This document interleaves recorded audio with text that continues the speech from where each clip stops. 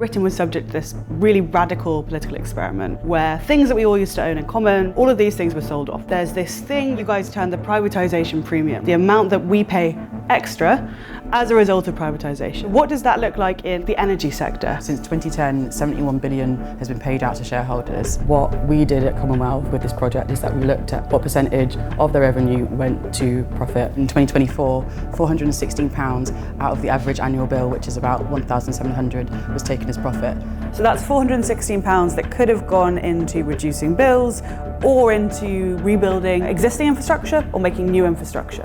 One of the bits of research you guys found out was that a lot of our bill goes on servicing debts that companies have, right? Private companies have borrowing costs that are higher than that of the public sector. So we're also overpaying on the interest for investments that could be made through direct public investment. One key part of the energy system is the networks of cables that carry electricity from where it's generated to where it's consumed. Networks are a natural monopoly. Like, you're not going to build another set of cables right next to it just for the sake of competition. The networks have their investment plans and they have to submit those to Ofgem and agree how much they can spend on operational and capital expenditure. If they spend less than that, they get to keep a portion of that as additional profit. They have 20% underspend on maintaining their current assets. The actual underspend on new assets is even greater. They're under-delivering relative to target on items that are really important, like, for example, transformers. It's something that there's now a global shortage in. We've started to see more recently that there have been a lot of